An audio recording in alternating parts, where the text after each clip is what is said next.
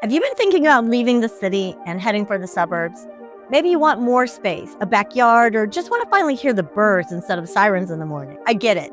But before you trade in your high-rise for a house with a yard, there are a few things that you need to know. Moving to the suburbs is a big change. And some of it's amazing and some of it might surprise you. So today I'm breaking down exactly what city dwellers should expect before making the move. And stick around to the end because I'm sharing one huge tip that can save you time and money when you start house hunting. All right, let's dive in. The commute. It's a lot easier than you think. A lot of people assume that moving to the suburbs means giving up easy access to the city, but that's not always true. If you're heading to the Northwest Suburbs, places like Arlington Heights, Palatine, Buffalo Grove, Wheeling, you've got commuting options that are fantastic. If you need to get downtown, you can hop on the Metro. There are express trains that can get you to Ogilvie Station in about 30 minutes. If you're driving instead, you've got direct tollway access. I-90 and I-294 make it easy to get anywhere fast without winding through miles of side streets. So yes, you'll probably need a car, but you won't feel stuck in the suburbs.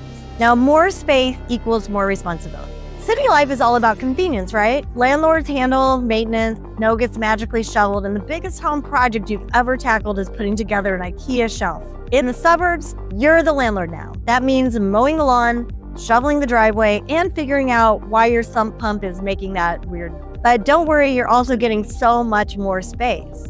You'll have a real kitchen, maybe a basement, and a backyard where you can actually relax. And once you have a driveway and you don't have to fight for street parking anymore, I think you're gonna find that life-changing. You're never gonna look back. All right, the social scene is different, but it's still amazing. One of the biggest fears I hear from city people is, will I be bored? And the answer is, not if you pick the right suburb. Sure, there's less nightlife out here, but there's way more community. You have farmers market, neighborhood events, and local restaurants where everybody knows your name, sort of like on Cheer. And if you're a foodie, you definitely won't be disappointed. Some of the best food in Chicagoland is right here in the suburbs. From incredible sushi to top-rated steakhouses, you don't have to go downtown for an amazing meal. Okay, schools and property taxes. You have to do your homework. Even if you don't have kids, schools matter because good schools mean strong home values. But here's the thing, better schools also usually means higher property taxes. So before you fall in love with a house, check out both. You don't want any surprises later on. The hidden cost of suburban living. Now, a lot of people assume suburban life is cheaper. And yes, homes are usually more affordable per square foot than in the city. But don't forget about the extras. You want to think HOA fees, higher utility bills because, bigger space. And yes, you might need to buy a lawnmower and maybe a snowboard. Oh, and furnishing all that extra space, it all adds up fast. So make sure that you're ready. Now, my best tip for city dwellers moving to the suburbs is to take a little time before you commit. Before you commit to a house, spend some time in the neighborhood. Go grab a coffee at a local spot. Test out the commute during rush hour. Walk around and get a feel for the area because you might think you want a quiet cul-de-sac until you realize you actually miss having a lively downtown area nearby and are sort of freaked out by all the silence.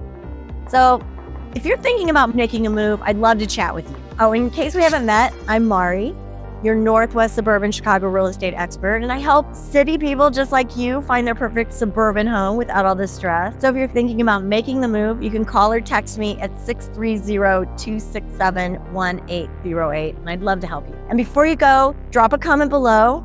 If you have a question about moving to the suburbs or you want me to cover a specific topic in the future, please let me know. I'm always taking requests, and I love requests.